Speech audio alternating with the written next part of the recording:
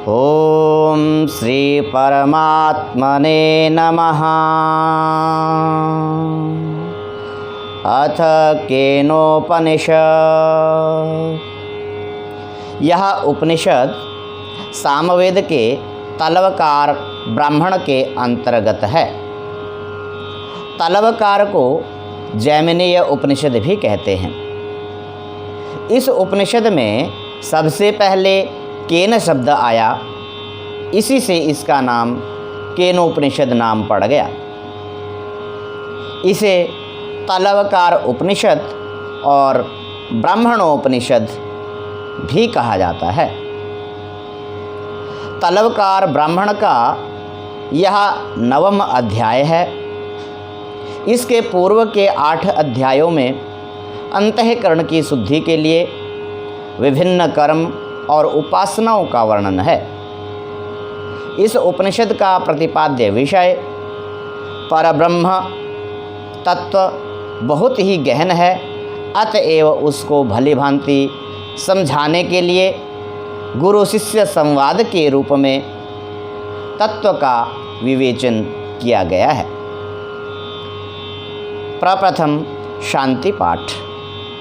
ओम आप्यायन्तु ममांगानि वाक् प्राणश्चक्षुः श्रोत्रमथो बलमिन्द्रियाणि च सर्वाणि सर्वं ब्रह्मोपनिषदं माहं ब्रह्म निराकुर्यां मा ब्रह्म निराकरोत् अनिराकरणमस्त्व निराकरणं मे अस्तु तदात्मने निरतेय उपनिषत्सु धर्मास्ते मयि सन्तु ते मयि सन्तु। अर्थात हे परमात्मन, मेरे सारे अंग, वाणी, नेत्र, श्रोत्र आदि सभी कर्मेंद्रियां और ज्ञानेंद्रिय समूह, प्राण समूह, शारीरिक और मानसिक शक्ति तथा ओज सब पुष्टि एवं वृद्धि को प्राप्त हों।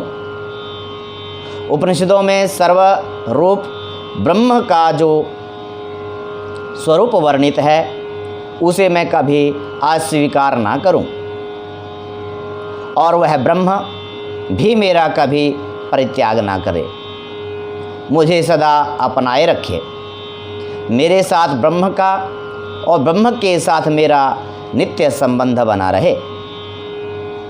उपनिषदों में जिन धर्मों का प्रतिपादन किया गया है वे सारे धर्म उपनिषदों के एकमात्र लक्ष्य पर ब्रह्म परमात्मा में निरंतर लगे हुए मुझ साधक में सदा प्रकाशित रहें, मुझ में नित्य निरंतर बने रहें और मेरे त्रिविध तापों की निवृत्ति हो।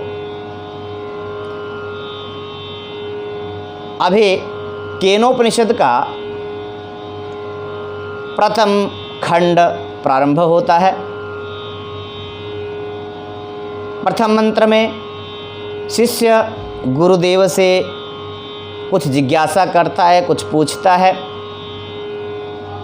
यथा ओम केनेशितं पतति प्रेषितं मनः केन प्राणः प्रथमः प्रयतियुक्तः केनेशितां वाचमिमां वदन्ते चक्षुः श्रोत्रं क ओ देवो युनक्ते।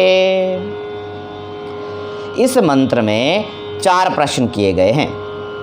इसमें प्रकारांतर से यह पूछा गया है कि जड़ रूप अंतःकरण, प्राण, वाणी आदि कर्मेंद्रियों और चक्षु आदि ज्ञानेंद्रियों को अपना अपना कार्य करने की योग्यता प्रदान करने वाला और उन्हें अपने अपने कार्य में प्रवृत्त करने वाला जो कोई एक सर्वशक्तिमान चेतन है वह कौन है और कैसा है।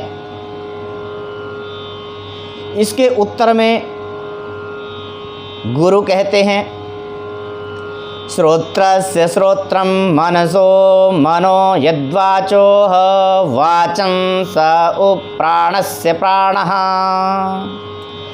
चक्षुषश्चक्षुरतिमुच्य धीराः प्रेत्यास्मा लोकादमृता भवन्ते। अर्थात इस मंत्र में गुरु शिष्य के प्रश्नों का स्पष्ट उत्तर ना दे करके जो श्रोत्र का भी श्रोत्र है इत्यादि शब्दों के द्वारा संकेत से समझा रहे हैं कि जो इन मन प्राण और संपूर्ण इंद्रियों का समस्त जगत का परम कारण है, जिससे ये सब उत्पन्न हुए हैं, जिसकी शक्ति को पाकर ये सब अपना अपना कार्य करने में समर्थ हो रहे हैं, और जो इन सब को जानने वाला है वह परब्रह्म पुरुषोत्तम ही इन सब का प्रेरक है।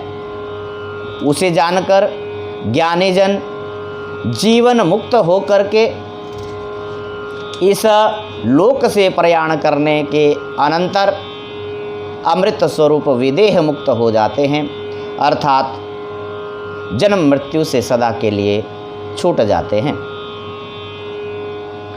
वह मन प्राण और इंद्रियों का प्रेरक ब्रह्म ऐसा है, इस प्रकार स्पष्ट ना कहकर संकेत से ही क्यों समझाया?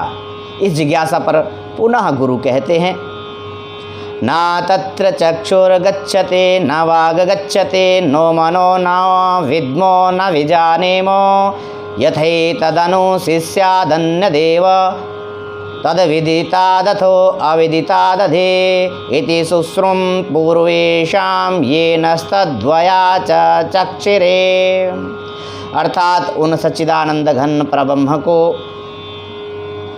प्राकृत अंतःकरण और इंद्रियां नहीं जान सकती, ये वहाँ तक पहुँच ही नहीं पाती। उस अलौकिक दिव्य तत्व में इनका प्रवेश ही नहीं हो सकता, बल्कि इनमें जो चेतना और क्रिया प्रतीत होती है यह उसी ब्रह्म की प्रेरणा से और उसी की शक्ति से होती है।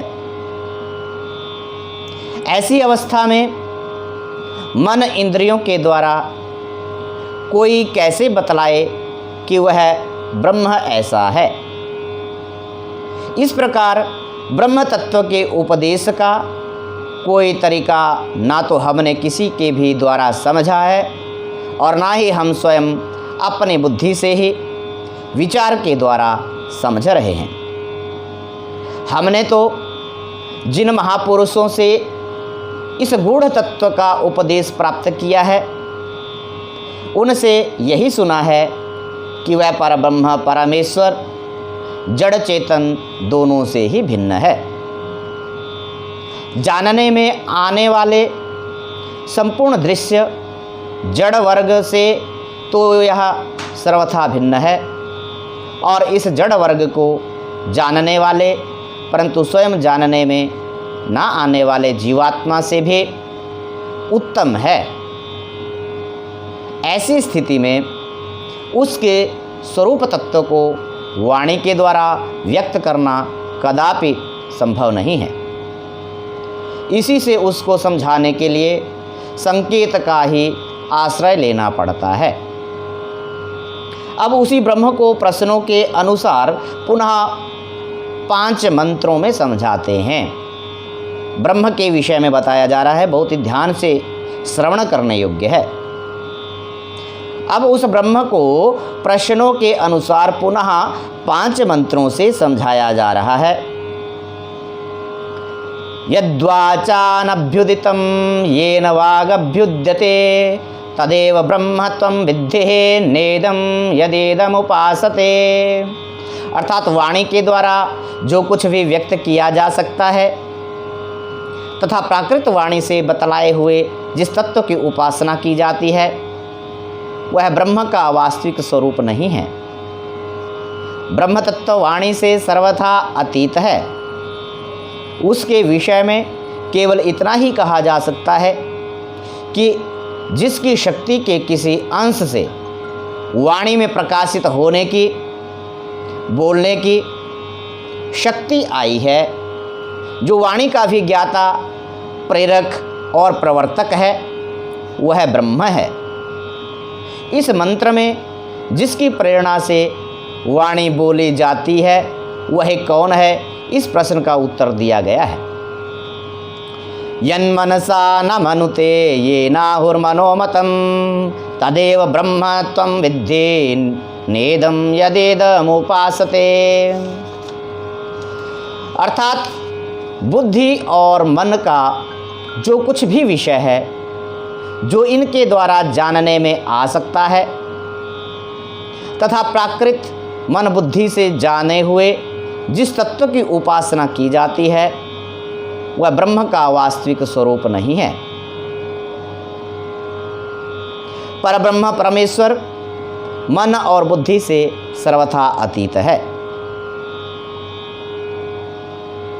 इसके विषय में केवल इतना ही कहा जा सकता है कि जो मन बुद्धि का ज्ञाता है उसको मनन और निश्चय करने की शक्ति देने वाला तथा मनन और निश्चय करने में नियुक्त करने वाला है तथा जिसकी शक्ति के किसी अंश से बुद्धि में निश्चय करने की और मन में मनन करने की सामर्थ्य आई है वह ब्रह्म है।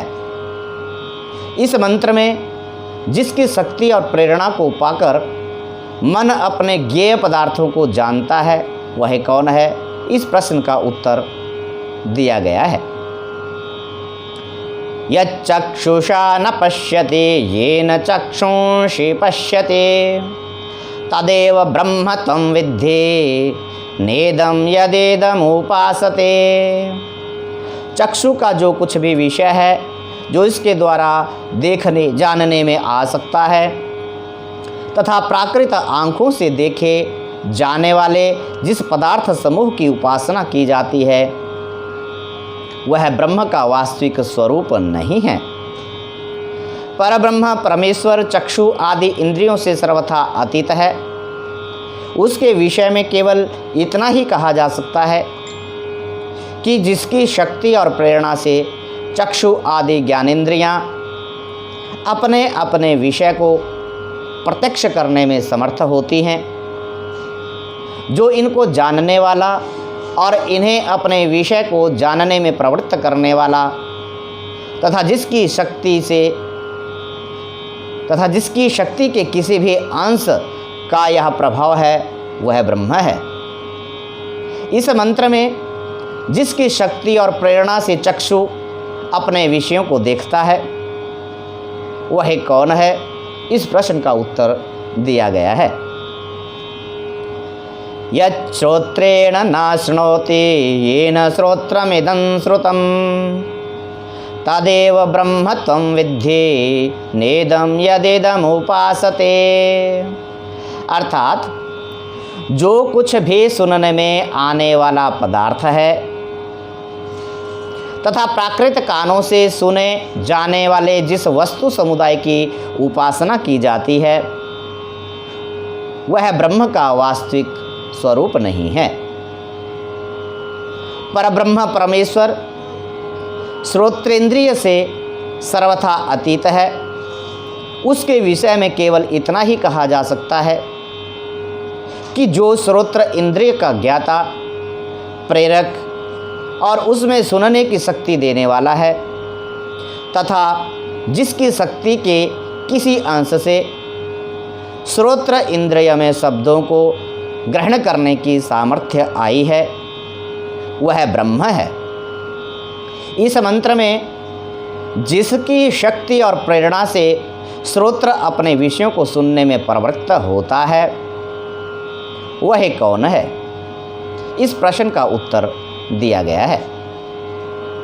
यत् प्राणेन न प्राणेति येन प्राणः प्रणेयते तदेव ब्रह्म त्वं विद्धि नेदं यदेदम् उपासते। अर्थात प्राण के द्वारा जो कोई भी चेष्टा युक्त की जाने वाली वस्तु है तथा प्राकृत प्राण से अनुप्राणित जिस तत्व की उपासना की जाती है वह ब्रह्म का वास्तविक स्वरूप नहीं है। परब्रह्म परमेश्वर उससे सर्वथा अतीत है। उसके विषय में केवल इतना ही कहा जा सकता है कि जो प्राण का ज्ञाता प्रेरक और उसमें शक्ति देने वाला है, जिसकी शक्ति के किसी अंश को प्राप्त करके और जिसकी प्रेरणा से यह प्रधान प्राण सबको चेष्टा युक्त करने में समर्थ होता है, वही सर्वशक्तिमान परमेश्वर ब्रह्म है।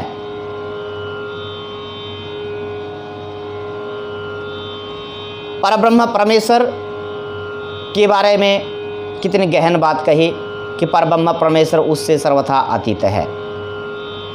उसके विषय में केवल इतना ही कहा जा सकता है कि जो प्राण का ज्ञाता, प्रेरक और उसमें शक्ति देने वाला है, जिसकी शक्ति के किसी अंश को प्राप्त करके और जिसकी प्रेरणा से यह प्रधान प्राण सबको चेष्टा युक्त करने में समर्थ होता है, वही सर्वशक्तिमान परमेश्वर ब्रह्म है। इस मंत्र में जिसकी प्रेरणा से प्राण विचरता है वह कौन है, इस प्रश्न का उत्तर दिया गया है। सारांश यह है कि प्राकृत मन तथा इंद्रियों से जिन विषयों की उपलब्धि होती है वे सभी प्राकृत होते हैं। अतएव उनको परब्रह्म परमेश्वर परात्पर पुरुषोत्तम का वास्तविक स्वरूप नहीं माना जा सकता।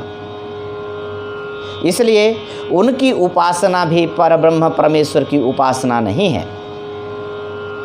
मन बुद्धि आदि से अतीत परब्रह्म परमेश्वर स्वरूप को सांकेतिक भाषा में समझाने के लिए ही यहाँ गुरु ने इन सब के ज्ञाता, शक्ति प्रदाता, स्वामी, प्रेरक, प्रवर्तक, सर्वशक्तिमान, नित्य, अप्राकृत परम तत्व को ब्रह्म बतलाया है। तो मित्रों, इसी के साथ हमारा ये केनोपनिषद का प्रथम खंड यहीं संपन्न होता है। हम फिर से केनोपनिषद का द्वितीय खंड आपके सामने अग्रिम वीडियो में प्रस्तुत करेंगे। तब तक के लिए ओम श्री परमात्मने नमः।